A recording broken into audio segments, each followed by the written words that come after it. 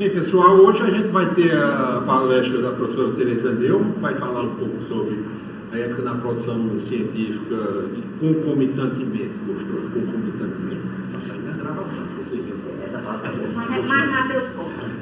Viu? E vamos redigir artigos, tá certo? Bom, professora, fica à vontade. Isso era para ter Oswaldo ter conversado, mas não quis conversar. Bom, vamos lá. Boa tarde a todos. Cadê Nicole? Nicole está chegando, ela foi só no banheiro.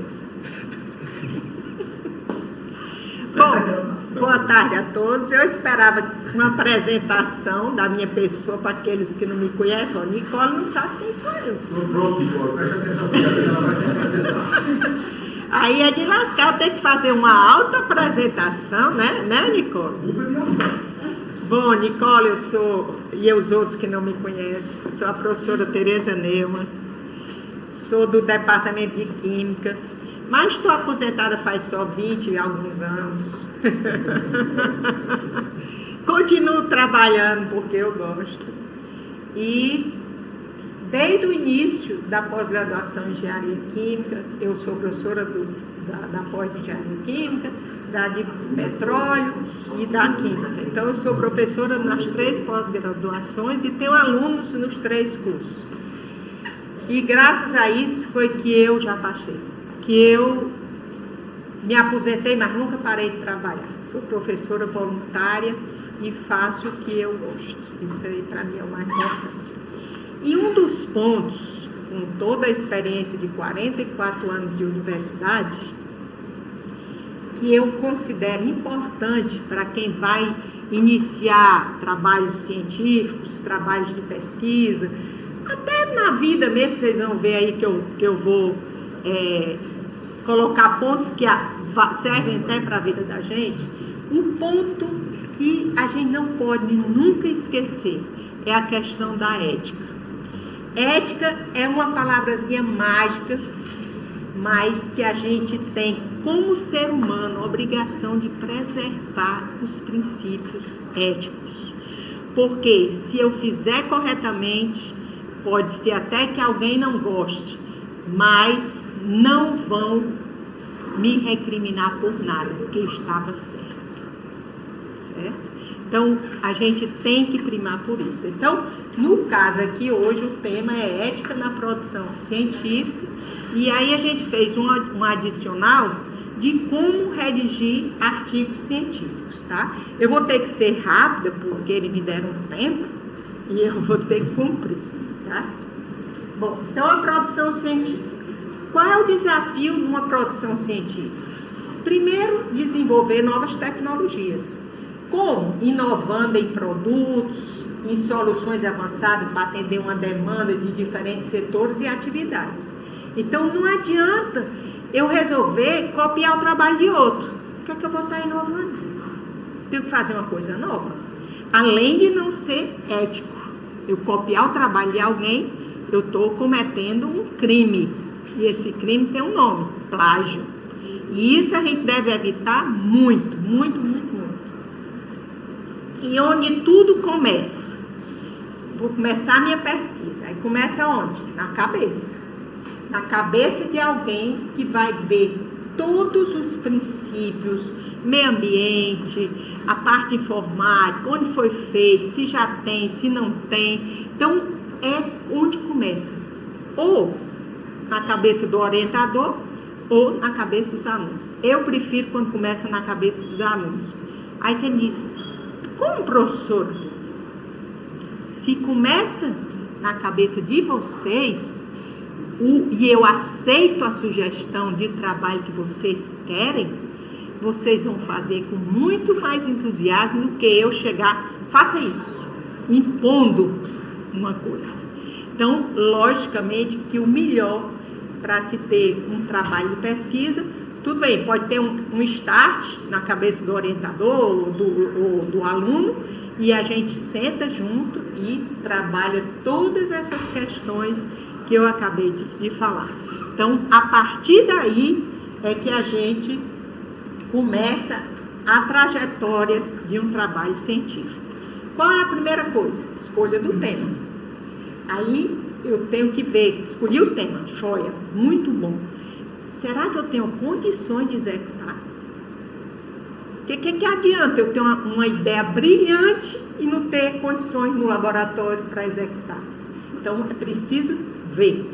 Não, mas eu não tenho no meu laboratório, mas no laboratório do meu colega lá na Química, ou lá em Petróleo, ou lá em São Paulo, tem. Será que a gente pode ter uma parceria? Pode, sim, e deve. É muito bom ter parcerias com outros grupos. Por quê? Porque só engrandece e amplia as oportunidades de fazer um bom trabalho. Depois, a execução, os resultados. Quando eu termino o meu trabalho, eu tenho duas vertentes. Esse trabalho é um trabalho inédito, que pode ter uma aplicação industrial, é uma coisa totalmente nova? Sim, é inédito, totalmente novo. Então, eu vou requerer uma patente. Vocês sabem o que é uma patente? É uma carta de direitos. Alguém que for reproduzir o seu trabalho, ela tem que ter a sua autorização e, logicamente, em alguns casos, se cobra por isso. Né? É uma forma de se vender, digamos, o trabalho que foi realizado antes. E o outro caso, que também a patente não exclui, quando você deposita a patente, você tem 6 meses para fazer uma publicação científica.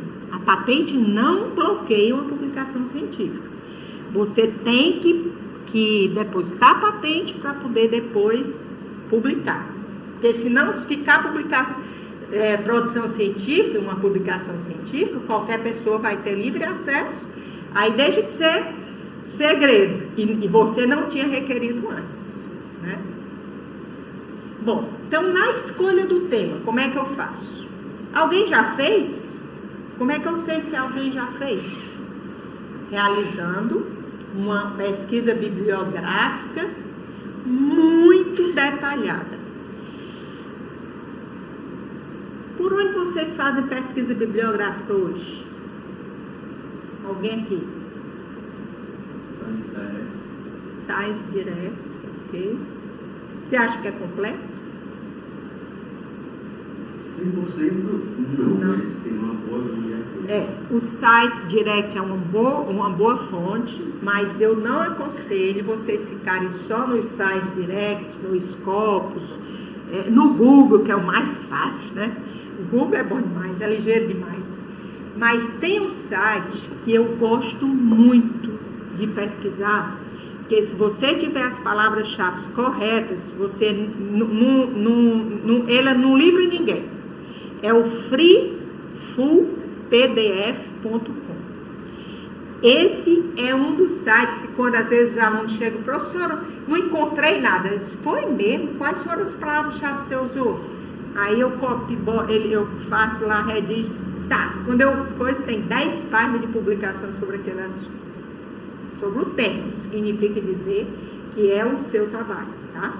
Mas é muito importante para você realizar um trabalho científico, você ter uma pesquisa bibliográfica completa, por 2 motivos. Primeiro, porque você tem os princípios éticos envolvidos. Que eu posso simplesmente achar que eu estou tendo uma nova ideia, mas a nova ideia já foi publicada.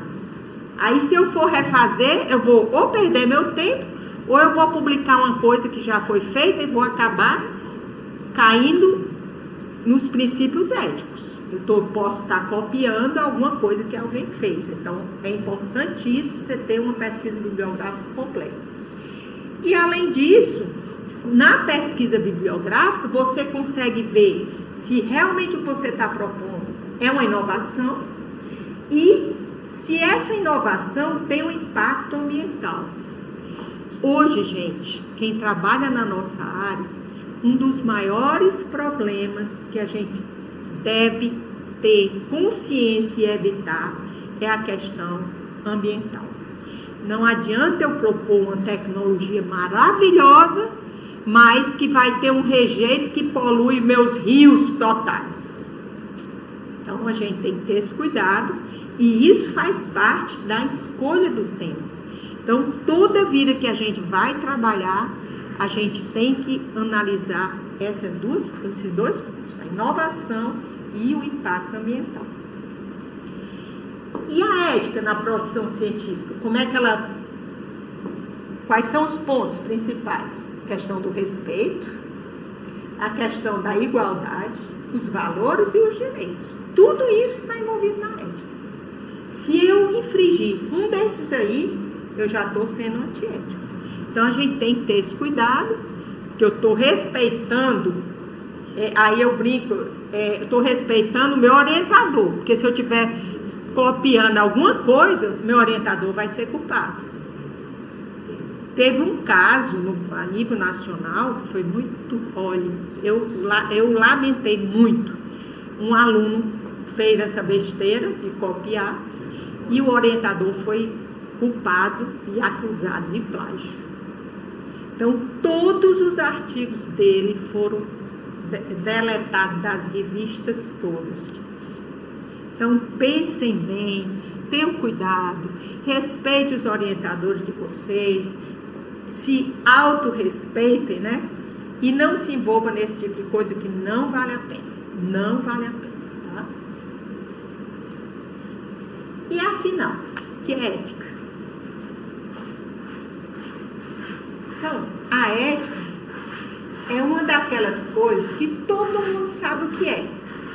Todo mundo sabe o que é ética, mas que não são fáceis de explicar quando alguém pergunta: o que é ética? Me diga. Respondam facilmente.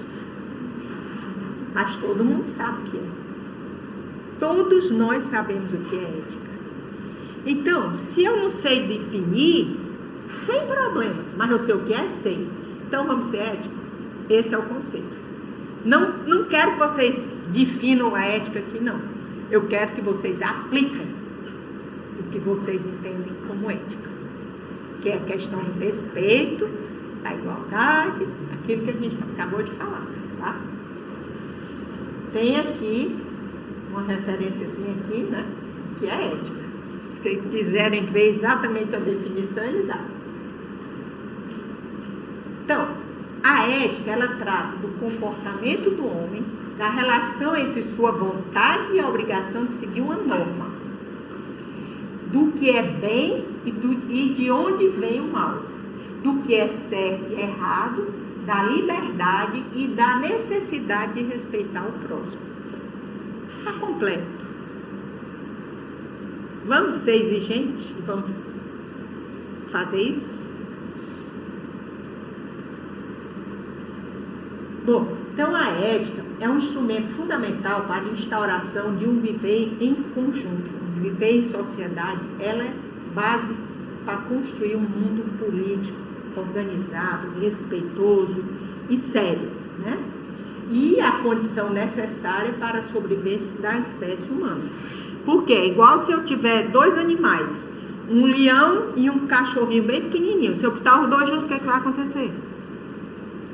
Se eles não tiverem ética, vai lá um e acaba com o cachorrinho, o leão. E é isso que a gente quer? Não. A gente precisa saber que nós vamos encontrar pessoas muito mais importantes, mais competentes do que a gente, mas que a gente vai ter que conviver e saber respeitar o que aquela pessoa é e o que a pessoa tem e vice-versa, né? O respeito mútuo é o que é mais importante. Então, veja aí agora eu vou brincar um pouquinho, fui muito séria demais. A professora virou e escreva na lousa a palavra ética. Aí o aluno: roubaram o giz, professora. Algum de vocês não viu isso em sala de aula? Alguém pegar um pedacinho de giz que está no bolso? Quantas vezes, né? É uma brincadeira, mas é uma realidade, gente. E aí, quem corrige isso? A professora pode até corrigir. Se ela tiver habilidade para isso, conversar com a turma, explicar, não se faz isso, tarará, com muito cuidado para não ofender. mas educação a gente tem em casa. São os nossos pais que têm que dizer pra gente: isso é errado, não faça, não. Se precisar uma tapinha, não faz não. Aí aqui essa é mais engraçada ainda. A ética indo para Brasília. Precisa, viu? Independente de política aí, tá? O outro ali, com o dinheiro na mão, e o diabo de um lado, eita, a corrupção lá, e o anjinho lá, olha a ética, né? Então, nosso colega, Vossa Excelência, está pisando na minha ética. E o outro ali, em cima do outro, lendo um livro sobre ética. Bom, enfim, isso era só para descontrair. Tá? Bom, algumas coisas que acontecem normalmente, o brasileiro é assim, veja. Saqueia carro de veículos acidentados nas estradas, isso é comum demais. Estaciona na calçada, muitas vezes debaixo de placas dizendo proibido estacionar. Lugar de idoso, lugar de deficiente. Suborna ou tenta subornar quando é pego cometendo uma infração. Para em fila dupla, tripla, em frente às escolas. Viola a lei do silêncio. Fura fila nos bancos, utilizando desculpas que não tem lógica. Quando encontra algum objeto perdido, na maioria das vezes não devolve. É como se fosse dele. Achado, como é?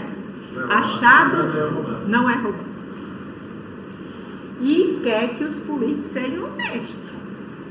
Se cada um de nós começar desde pequeno a não fazer, pelo menos esses 7 aí, se algum de vocês resolver ser político, se vocês não cometem nenhuma dessas infrações, já é um bom caminho. Por quê? Porque você não vai ter infringido nada e vai ser corretamente educado. Então é importante que a gente tenha princípios desde criança e a gente possa dar o bom exemplo. Então vamos espalhar essa ideia, gente. Fala-se tanto da necessidade de deixar um planeta melhor para os nossos filhos e esquecem da urgência de deixarmos filhos melhores, educados, honestos, dignos, éticos, responsáveis para o nosso planeta, através de nossos exemplos. Se o seu filho não lhe vê fazendo nada errado, ele não vai fazer.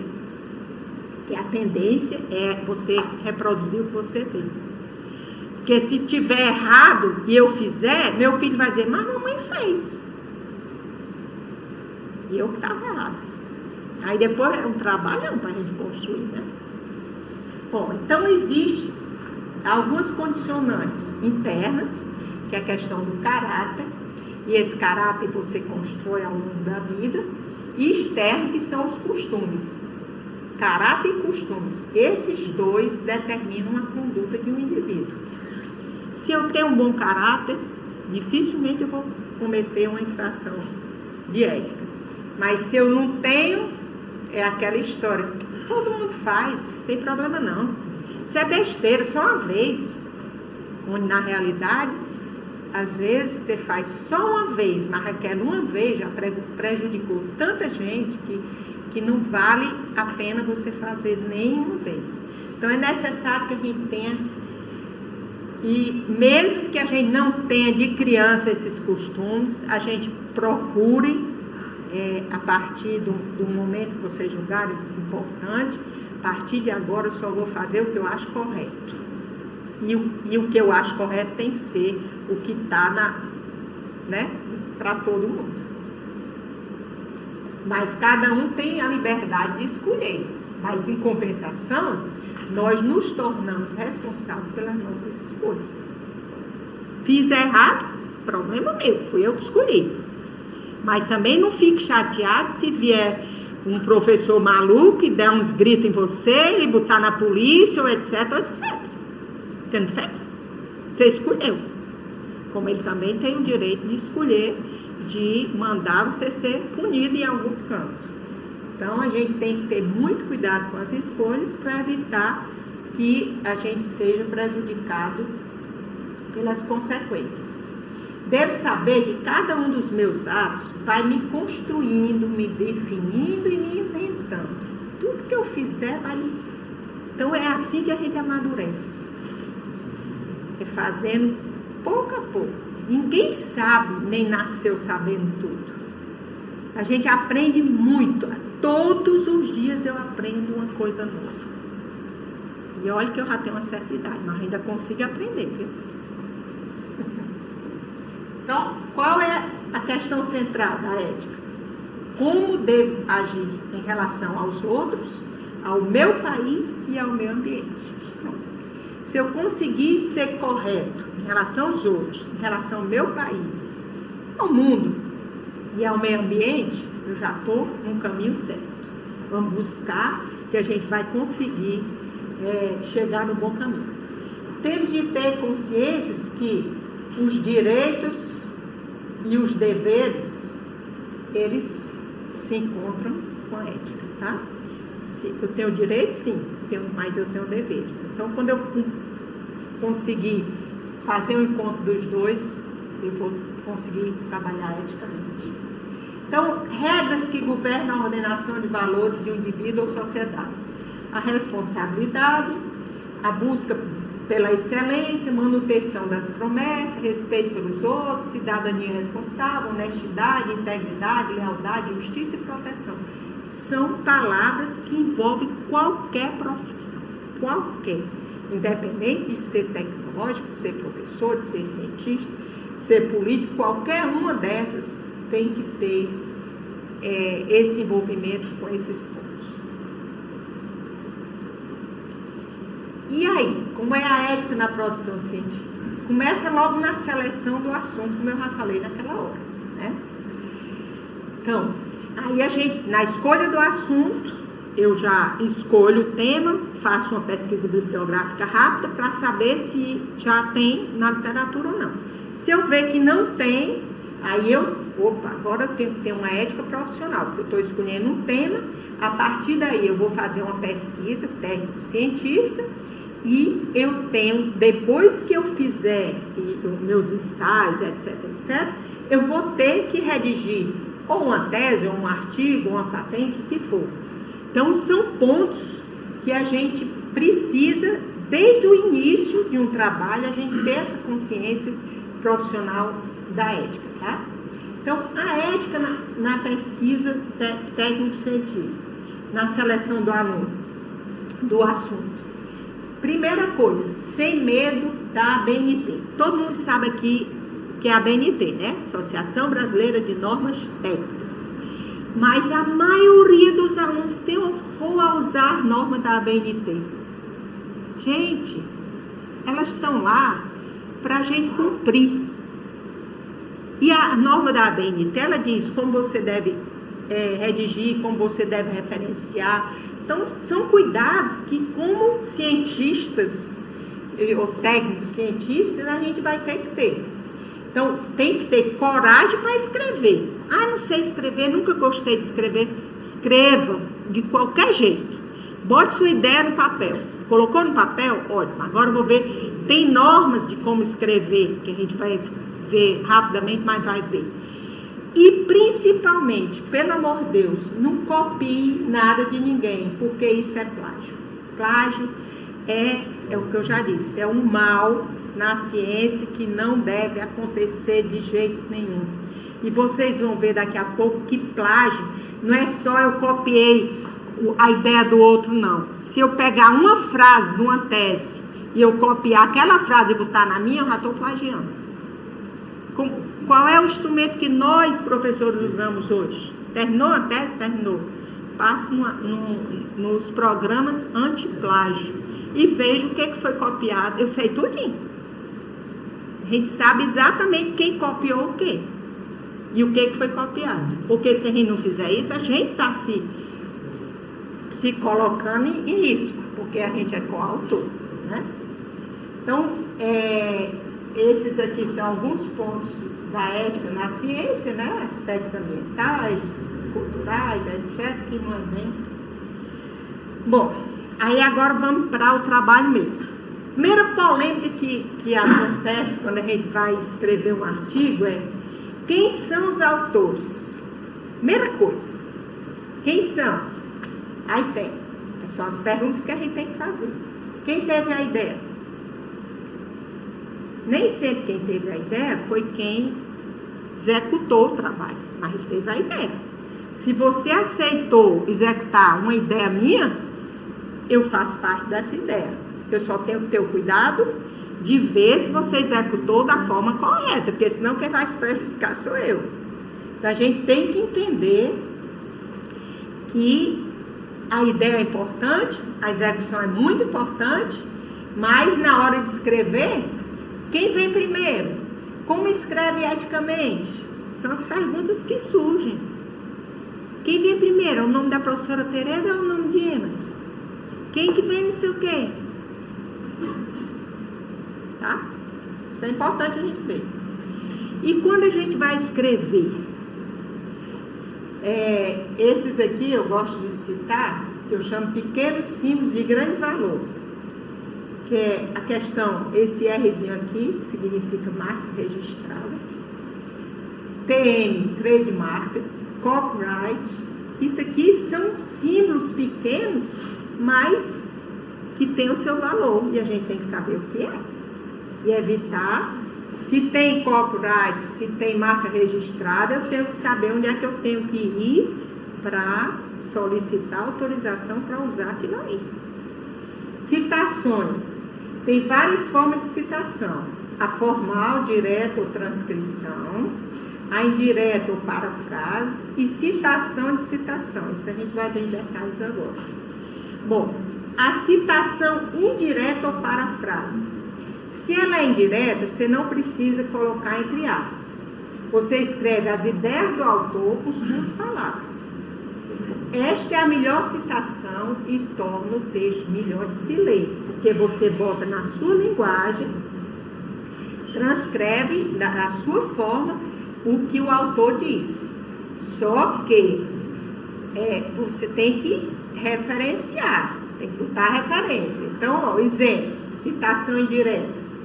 Dantas, 2008, diz que não devemos copiar os artigos e teses da literatura, e sim utilizá-los como referência, ou seja, aprender com a literatura e escrever com as próprias palavras. Isso é a indireta. Já está aqui referenciado. Quando é uma parafrase, Dantas diz, aí 2 pontos, não se deve copiar trabalhos de outros autores, isso é falta de ética profissional e é crime. Isso é uma verdade e aumenta muito a responsabilidade dos alunos quando estão escrevendo um trabalho. Entendeu? E fechou aspas, até crime. Então, fechou. Se é uma parafrase, se eu estou copiando uma frase do que foi dito, eu tenho que botar entre aspas e referenciar. Não deixem de fazer isso. Porque mesmo na hora, quando eu passar o antiplágio, ele vai dizer que esse aí foi copiado. Aí eu vou olhar e dizer, não, mas ele referenciou. E está entre aspas. Então está correto. Você não está sendo antiético. Citação de citação.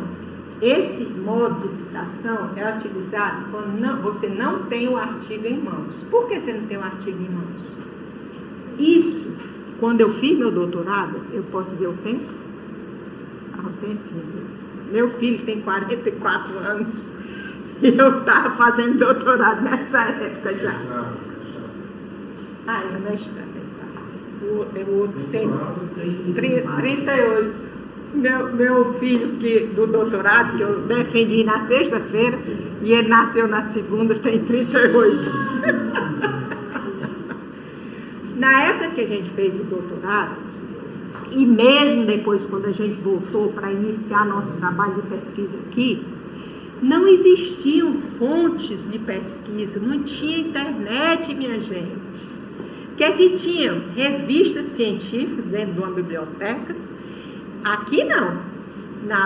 Na França tinha, na Europa tinha, mas aqui em Natal, a única coisa que a gente encontrava aqui era o Chemical Abstract.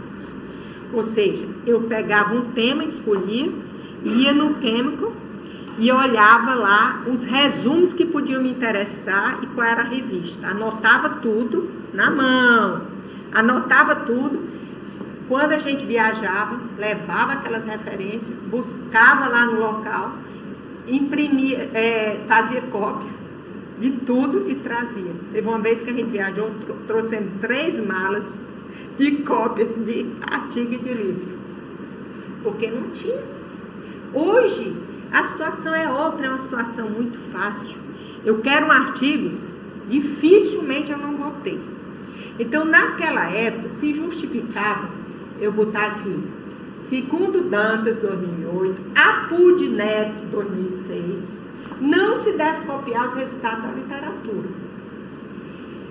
Regra, cita-se o primeiro autor no rodapé da página e o segundo nas referências.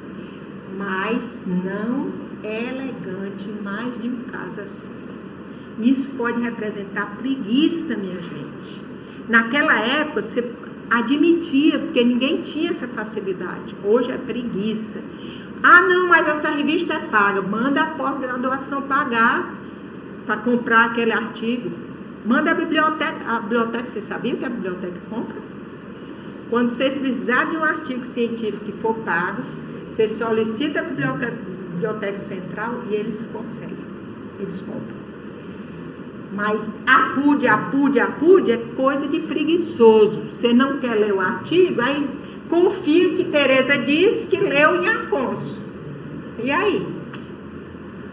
A gente tem que evitar isso, tá? Eu não gosto disso nas teses dos meus alunos. E a linguagem? Comunicação.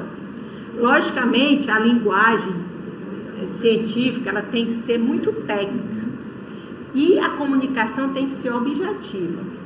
O texto ele é constituído de parágrafos, as ideias são apresentadas de maneira que o leitor pode entender o que o escritor está tentando passar, e assim um parágrafo se um corpo. Introduz, você inicia o parágrafo com uma breve introdução, desenvolve sua ideia em 2 a 3 frases, com harmonia, né, o tópico, e fecha, que é a conclusão.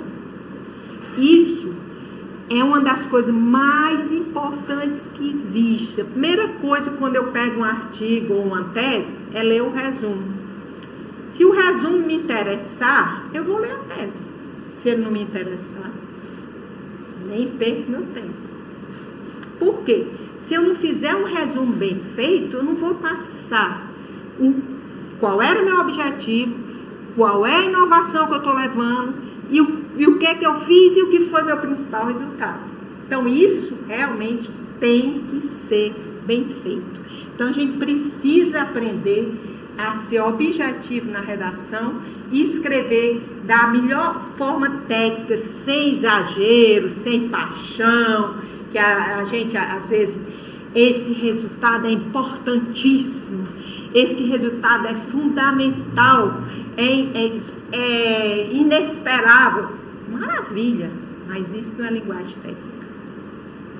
A gente tem que ter esse cuidado para evitar esse amor e essa paixão pelo que a gente faz na hora de escrever o artigo, tá?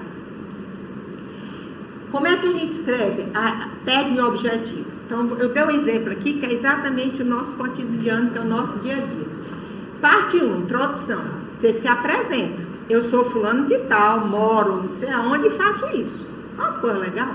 Em 1 segundo, você sabe meu nome, onde eu moro e o que eu faço. O que é que eu faço de manhã? O que é que eu faço à tarde? O que é que eu faço à noite? E quais são as conclusões? São pontos gerais. Essa é a maneira lógica para uma escrita científica. Lembre-se, nunca escreva uma frase sem sentido.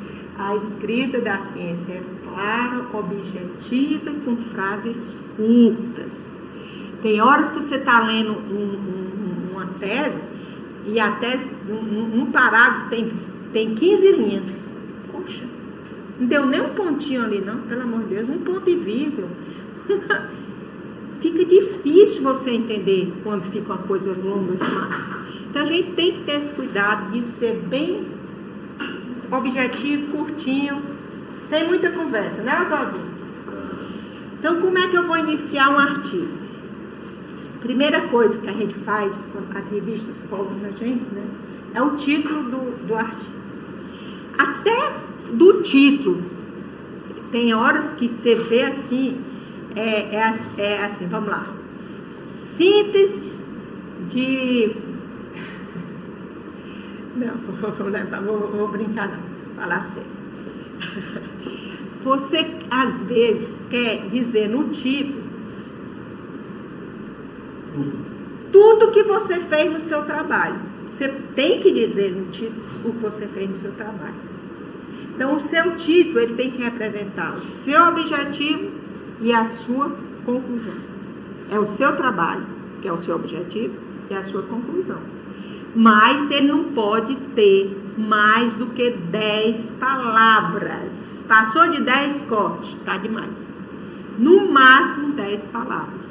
Então tem que ser muito objetivo. Tá? Eu até citei no que você quer. Tá? Então o título é muito importante. Então o título, caracterização de microemulsão através de medida do potencial zero. Caracterização de microemulsão contendo petróleo, 50, 60 graus. Qual dos dois títulos seria escolher? O primeiro, ele está mais objetivo. A temperatura que eu usei vai estar no meu método, vai estar nos meus resultados. Entendeu? Então não tem essa necessidade de detalhar no título. Eu tenho que ser objetivo e levar o que realmente é necessário. Bom, com relação aos autores, quando houver mais de um autor, quem vem primeiro?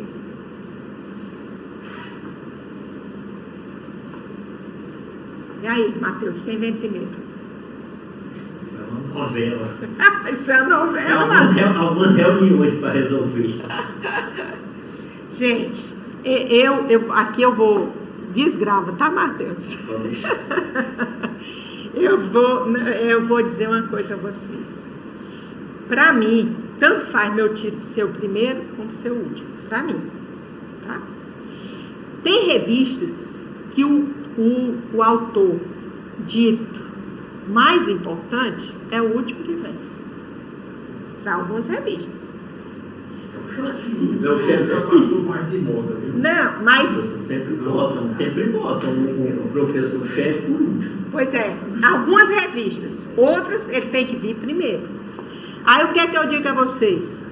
O importante na hora de escolher a posição, não interessa. Eu estou mandando para uma revista. Quem publicou nessa revista? Eu estou? Afonso tá? Oswaldo tá? Tá. Só quem publicou foi Tereza, nessa revista. Então, meu amigo, bote meu nome primeiro. Por quê?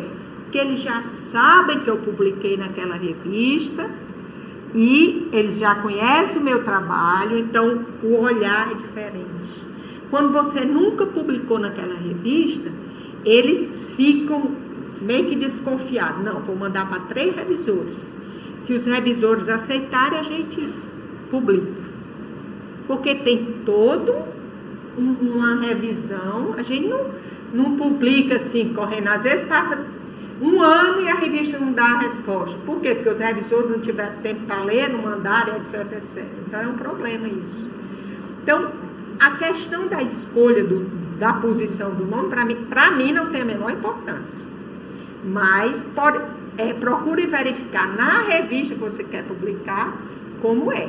E, logicamente, por mais que a gente saiba e tenha consciência de que a execução braçal do trabalho é do aluno, o orientador muitas vezes foi o dono da ideia e ele é quem que corrige, etc, etc. Claro, é uma aprendizagem mútua. Então, vamos valorizar todo mundo. Não independe de ser o primeiro, segundo, terceiro, não interessa. Tá? Agora, é importante também a gente não colocar gente demais no trabalho. Se eu botar 10 nomes no trabalho, meu amigo, esse aí eu olho e digo, vixe. Por quê? Vocês acham que um trabalho é executado por 10 pessoas ao mesmo tempo? Tem alguém sendo beneficiado aí gratuitamente. É aquela história, eu te boto no meu, tu te bota no teu. Isso é ético? Então tem que ter esse cuidado. todo mundo precisa de produção? Precisa. Mas vamos fazer correto. Vamos ser sérios, vamos ser éticos. Não adianta de qualquer jeito. Eu estou fazendo um trabalho aqui. Emily já trabalhou com isso. Ótimo. Então, eu vou dar, nem que seja um trabalho de um dia para a Emily fazer, para ela poder fazer jus para entrar naquele meu trabalho. Porque, senão, se eu colocar o nome dela, eu estou sendo antiética. Porque ela não trabalhou. Não trabalhou. Agora, isso que ela está dizendo, eu percebo. E isso que existe na prática é totalmente diferente. Ele sabe. Você vê, sabe. acho que vocês, pelo menos grande parte, sabe? E você vê gente novinha com a publicação enorme. Então, isso é aquela, uma mão lava a outra, né? Ou então, foi uma dessa aqui. Isso, no Brasil todo, infelizmente. Está acontecendo mais ainda nessa nova leva. Como Isso vem de infância, né? Você faz aqueles grupos de colégio na escola. Exatamente. Aí só 2 ou 3 trabalham, mas tem 10 trabalho que você não pode mais viajar. Tem que botar o nome. Vem lá embaixo. Bom, aí Você não pode dedurar. um outro ponto, como o nome do autor deve ser abreviado? Eu coloquei o meu aqui, por quê? Porque tem várias formas de abreviar. Dantas, TNC Dantas, TN Castro Dantas, Dantas TNC, Castro Dantas TN. E aí, eu escolho qual? Eu devo escolher e a partir daí utilizar esse. Eu fiz essa besteira. Umas revistas pediam o nome todo, a gente botava o nome todo e eles abreviavam do jeito que queriam. E aí, o que aconteceu? Eu tenho muita coisa citada em Dantas, TNC, e TN Castro Dantas, aí, só que essas duas coisas, quando a gente vai ver aqueles escopos da vida e não sei o quê, não se juntam. Não sabe que é a mesma pessoa. E ainda tem mais outra coisa. No seu caso, está tudo Dantas aí. Mas quem tem neto ou filho, Se lasca mais. aí Se lasca se lasca mais. todo. Quando você menos espera, tem um trabalho seu com o nome neto. Não, eu nunca achei. procurei neto. Aí Não, mas eu achei ótimo. Um dia desse eu recebi uma mensagem. Aí, Afonso Avelino Dantas Grandfather. Eu digo, ops! Traduziram o nome dele. Serve um convite no Congresso. Mas literalmente. Tu acha? Afonso Avelino Dantas Grandfather. Pode nem dizer que está errado. Pois é. Bom, então, o que é que eu quero dizer com isso? Escolham uma forma de abreviar o nome de vocês e usem sempre, desde o começo da carreira até o fim. Por quê? Porque quando vocês forem ser mapeados, vocês vão sempre ser citados, porque está sempre no mesmo nome. Isso é interessante saber. Mas tem revista que não deixa, não. Não, tem Dependendo revista. de base. Tem revista. A da CS, da Elsevier é diferente. eles não Exatamente. deixam mudar, Não deixam. Mas eu digo assim, mas nas que permitirem, usem sempre o mesmo, tá? Mas tem também, hoje em dia, também vai ter os OCID. Não, tem o OCID, que aí, quando a revista pede, é maravilhoso. Aí fica- Porque o meu OCID tá lá, aí é mais fácil a citação. Exatamente. Exatamente, exatamente. Bom, e a filiação, né? Eu sempre espero a instituição e o que é que você é e o e-mail, né? Que vai se acabar, esse e-mail sobre. Bom, então vamos lá, o artigo. O EQ ali, o e-mail da UFRN. Isso aí vai tudo se acabar. Bom, vamos lá então. Vamos redigir o artigo. Começando pelo resumo. O resumo ele tem que ser pequeno, mas completo.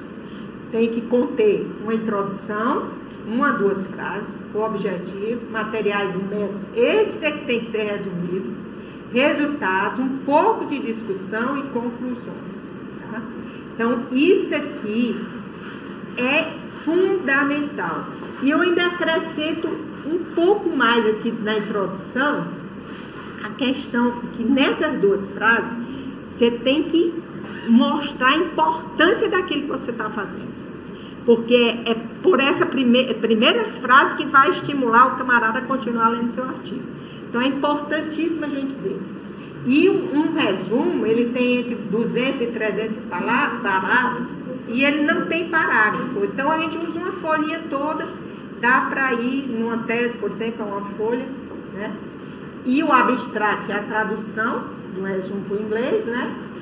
E o bônus do resumo é um artigo completo. Por que eu digo bônus? Porque quando eu tenho certeza, quem vai ler um artigo para dizer se aprova ou não aprova, se ele não gostar do resumo, ele não vai para frente, não. Já derruba logo ali.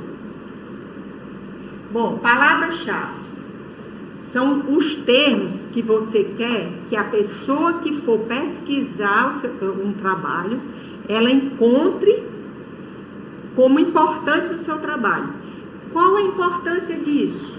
Ora, se eu fizer um trabalho bem feito, um resumo bem feito, e eu escolher as palavras-chave de uma forma correta, na hora que vocês forem começar um trabalho novo, vocês vão encontrar meu trabalho em várias formas. Por quê? Porque eu botei as palavras-chave corretas. Isso é importantíssimo, porque é onde vai fazer seu trabalho ser citado, tá? Então, normalmente você bota 3 a 4 palavras, no máximo 6.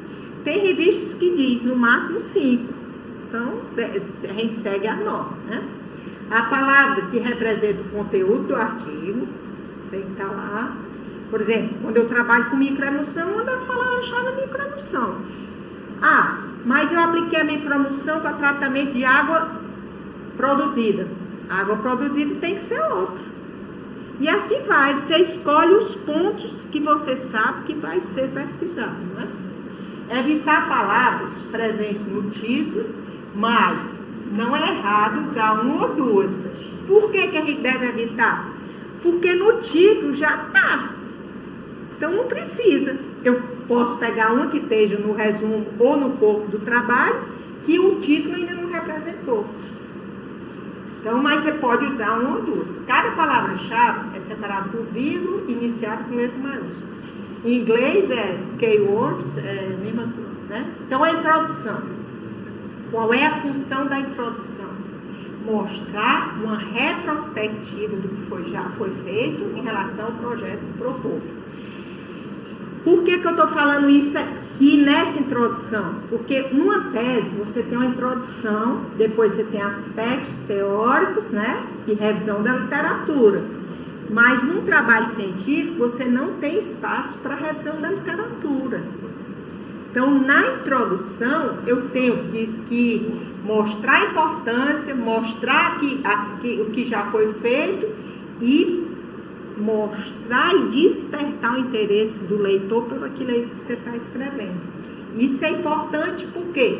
Porque se a introdução ela estimula a leitura do artigo, alguém vai ler teus resultados e vai citar, vai comparar. Não, eu achei 10, ele achou 8. Por que ele achou 8?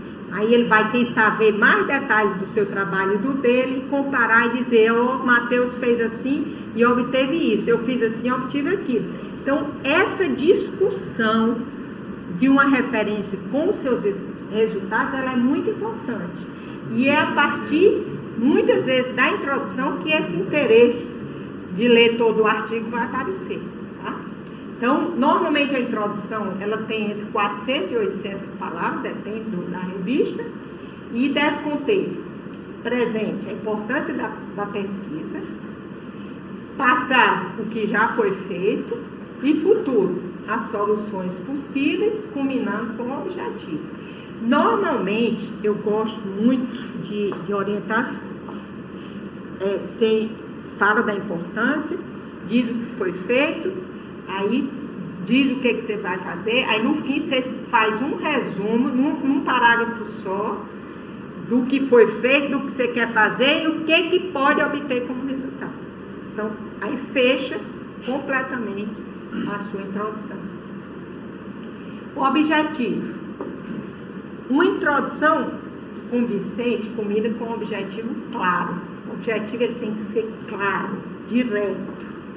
Então, objetivo com hipótese presente. Objetivo sem hipótese. São duas coisas. O objetivo, tem programas que dizem assim, bote o objetivo geral e os objetivos específicos. Por quê? Porque eles pedem assim. Porque às vezes a pessoa diz o objetivo do trabalho. Utilização de microemulsão no tratamento de água produzida, utilizando tarará, no método não sei o que, no objetivo. Deixa aí. Gente, não. Qual é o objetivo geral? Eu só quero usar microemulsão para tratar água produzida. Pronto. Utilização de microemulsão para tratar água produzida. Mas e onde é que eu vou citar como eu vou fazer? Objetivos específicos. Primeiro, preparação da microemulsão. 2, utilização da microemulsão. 3, utilização do método de cromatografia gasosa ou líquida para determinar se limpou ou se não limpou a água produzida, e etc, etc. Então, assim, tem que ficar claro, o objetivo específico é mais um detalhe do geral. Mas no geral não especifica coisas, ele é geral, o nome já está dizendo, ok? Materiais e métodos. Detalhar o material usado, o lugar onde ele será ou foi conduzido, o experimento e o método. Por que o lugar onde foi conduzido? É elegante. Por exemplo, eu não tenho um cromatógrafo líquido, mas lá no CETEC tem. Aí eu vou lá, passo 6 meses usando o cromatógrafo líquido lá do CETEC.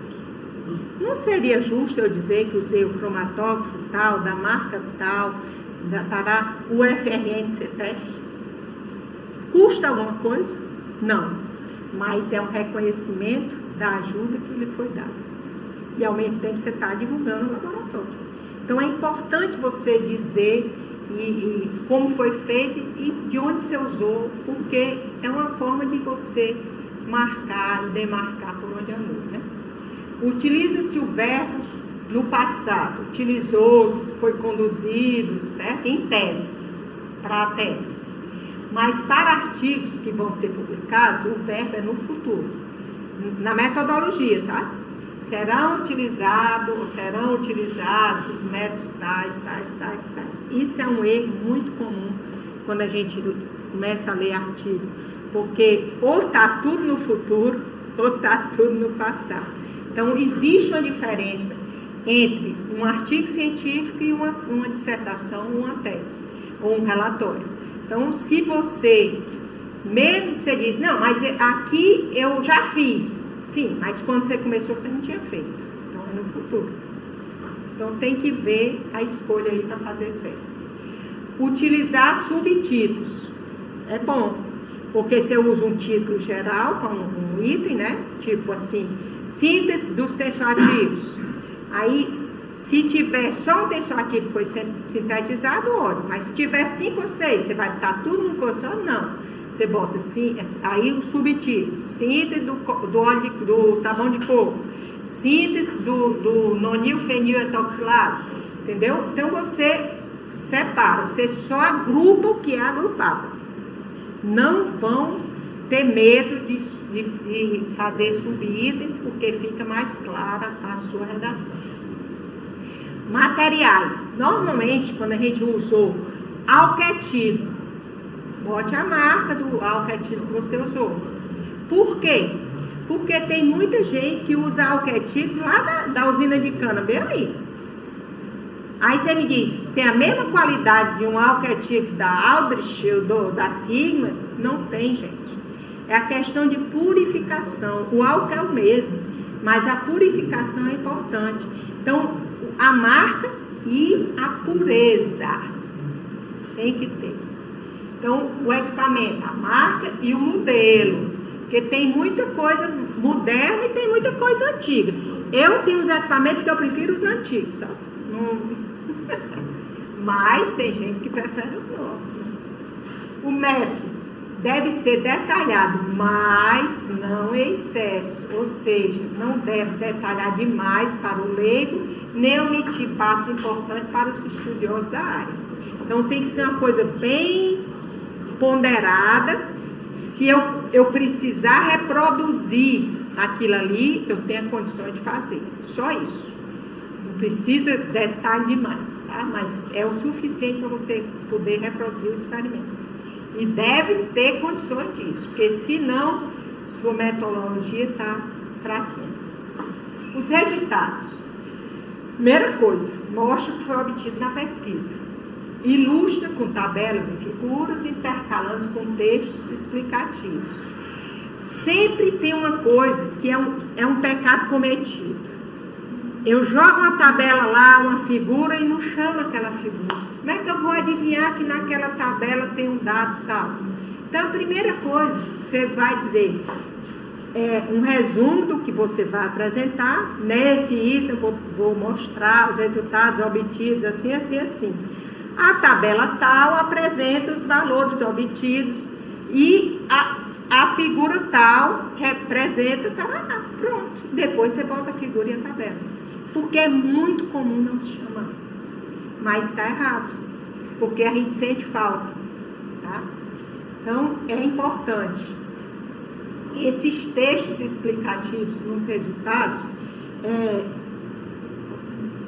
são importantes e muitas vezes a gente já até discute alguma coisa. Depende muito do espaço que você tem. Por isso que é entre 400 e 500 palavras, tá? Uma figura e uma tabela não devem representar a mesma coisa, escolher uma ou outra. Tem muita gente que bota assim, tensão superficial, aí bota uma tabela, concentração tal e a tensão que obteve na tabela. Aí embaixo bota um gráfico, tensão superficial e o que obteve, concentração e o que obteve. Aí tem um pontinho, tá. Se eu for no gráfico, eu vejo quanto é a tensão superficial, não vejo? Se eu for na tabela também, então, ou é um ou outro. Não vamos encher linguiça, gente. Vá lá direto. Se você achar que o seu gráfico só é bem representativo quando você tem mais de um resultado nele, se ele for colorido, aí faça a opção pela tabela. Por que, professora? Porque as revistas raramente têm figuras coloridas. Então, é melhor você estar na tabela que quem for ler vai ler os resultados bem direitinho, sem precisar de dificuldade. É uma escolha, tá? Não é obrigatório. Não se deve colocar fotos de experimento. Isso é comum demais. É um enchimento de linguiça, né, doutor Afonso? E é feio pra danar, porque umas fotos mal tiradas, umas Rapaz. fotos do umas luzes horrorosas. Até da seringa, né? Até da seringa é ótimo. Difícil. Olha, Bem plástico. não, aí eu vou defender quem bota, não é toda foto que eu não devo botar, tá? Vamos lá. Eu fiz um MEV, que é a microscopia eletrônica de varredura. O MEV, você consegue fazer uma foto do resultado. Certo? E por que é importante eu botar aquela foto? Porque se o meu produto ele forma uma micela direta ou indireta, na foto eu vejo. Se ele forma uma micela gigante, na foto eu vejo. Então, gente, é o bom senso na escolha, é o que vale, tá? Então, não existe a regra, não faça isso, não faça aquilo. Vamos ser objetivos. Mas, aí você me diz, eu usei o cromatógrafo líquido marca tal. Aí, pum, faço uma foto e boto o cromatógrafo? Não precisa. Por quê? Porque na hora que eu pegar o Google, botar cromatógrafo marca tal, pum, vai aparecer a foto. Pronto. Não precisei botar a foto. Tá? Então, é essa a diferença que a gente tem. Tá? Mais uma vez, seja objetivo e claro. Mesmo que o resultado seja fascinante, guarde as grandes emoções, mantendo a escrita simples, tá? Esse resultado é importantíssimo. É isso aí. Então, e nesse caso dos resultados, o verbo que a gente usa é o passado. Foram obtidos, tarará, tarará. Então, o verbo é passado. E a discussão? são as ponderações sobre os resultados. Se houver algo relevante, argumentar, discutir, mas sem brigar, viu, Oswaldinho? Sem brigar. Você discute e argumenta, mas não pode brigar, tá? E por que eu digo isso? Argumenta e discute. Por quê? Porque eu posso usar uma referência de Mateus e ser exatamente o oposto do que eu obtive. E eu vou ter que argumentar para dizer porque que a minha está certa. Mas sem brigar e sem ofender o autor anterior, tá? Então tem que ter esse cuidado. Escreva a discussão na mesma sequência dos resultados. Utilize esse resultado e discussão juntos. Normalmente, numa dissertação e numa tese, a gente bota resultados e discussão. É melhor para uma tese, porque vai mais rápido e você não se perde. Porque, às vezes, você vai discutir um resultado que está lá atrás, o resultado, aí fica mais difícil. Aí, o que acontece? Você começa a repetir o resultado do jeito que estava lá. Porque eu pego, às vezes, de textos idênticos que estavam no resultado, na discussão, aí, então, é melhor escolher com a maneira, resultados e discussão conjunta, tá? Não é proibido isso. Utilize, se pertinente, referências citadas anteriormente. Aí você pode discutir, referencia, de acordo com Dantas, 2008, foi assim, mas o resultado obtido foi tal. A diferença é porque eu usei um equipamento moderno, pode ser, e ela usou em 2008, era outra coisa totalmente diferente. De repente, não tinha a precisão que o meu. É a realidade, gente. Não tem, agora tem que saber ser ético, político, bem corretozinho. E a conclusão, esse aqui é outro ponto. Se o abstrato e a introdução é quem me fazem ler o artigo, esse aqui é quem faz eu dizer, pode publicar que ele é bom. É a conclusão. Por que isso? Porque você tem que mostrar em poucas palavras o que você obteve na pesquisa. Então, é assim. Qual é o erro que é mais cometido?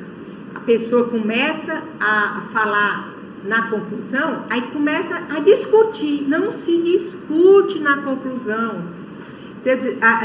Eu usei a microemoção tal, ela era azul, assim, assim, assim, composição. Não precisa. Então, você vai dizer, a utilização da microemulsão foi eficiente na remoção dos metais pesados. Concluiu.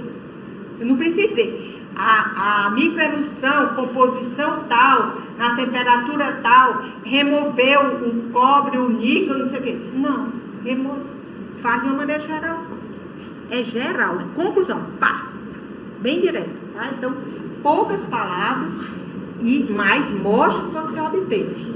Frases curtas, pequenas e convincentes. Eu tenho que acreditar no que você está me dizendo. Um exemplo. Os resultados obtidos permitem tirar as seguintes conclusões. Primeiro, é fácil escrever um trabalho científico corretamente, concorda? Tudo que eu falei aí é tranquilíssimo. Vocês só tem que ter o cuidado de obedecer certas regras. Isso a gente aprende com o tempo. Ao utilizar a forma correta de escrever e citar as referências, escrevemos um artigo claro e objetivo, que foi elogiado e citado pela comunidade científica. Esse é o sonho de todo mundo. É que o artigo seja muito lido e muito citado. Então, a qualidade dessa escrita é importante.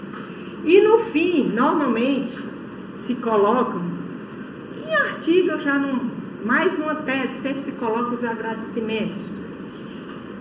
Quem financiou, quem colaborou, vê as regras do programa, da agência, por exemplo, tem órgãos que exigem que, se você publicar, diga que foi financiado pela tal, bom, certo? E a bibliografia, bibliografia, ela tem que obedecer às normas da revista quando for um artigo. As normas do programa de pós-graduação, quando for uma tese. Aí você me diz, vixe, se for diferente? Se o programa for legal, como diz o outro, ele vai usar a norma da ABNT, então você não tem o que errar. Ele usa a norma vigente, então você vai fazer de acordo com a norma vigente. Então, e tente, e é fundamental, incluir referências atualizadas, atuais mesmo. Dia desse eu recebi um artigo de revisão para revisar, aí o artigo mais novo que tinha era de 2018. Eu digo, meu amigo, nós estamos em 2022. Me pouco, vamos correr atrás de uma coisa mais nova. Na mesma hora eu botei naquele Free Full PDF, encontrei um artigo de 2021. Eu digo, olha aí. Então a gente tem que ter esse cuidado, tem que ser atual. Evite citar como referência sites da internet ou resumos, uma quantidade muito grande. Tem horas que não tem, só é um resumo do congresso, mas trabalho em congresso nem sempre está completo. Então é melhor tentar citar revistas. Coloque apenas a referência citada em seu trabalho, confira. O que está no texto está lá atrás. As normas atuais, que foi atualizada em 2021, é a NBR 6023, é a BNT NBR 6023. E nas revistas, olhe as instruções para o autor, porque aí você não tem erro, você vai fazer de acordo com o que a revista solicita, ok? Então, não basta ter qualidade científica, temos que ser éticos com a comunidade científica, com os meus orientadores e dirigentes, com os meus colegas, com o meu país, com o meio ambiente, comigo mesmo. Isso é o mais importante. E o desafio atual é pensar uma nova ética no mundo globalizado.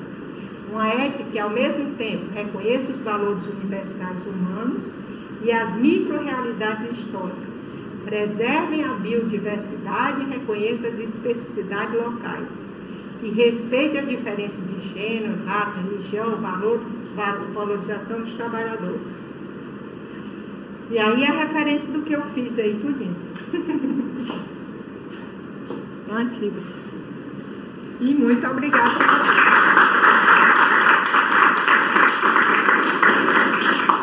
Gostou da precisão? 1 hora. Mas antes da discussão, Pode perguntar, viu, gente? eu gostei tanto dessa palestra dela que eu vou dar um cheiro depois. Ô, meu amor. Parabéns, viu? Está sendo gravado.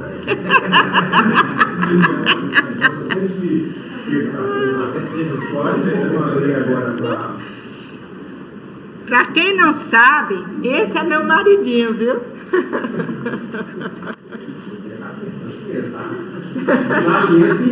Dando jeito na professora assim, era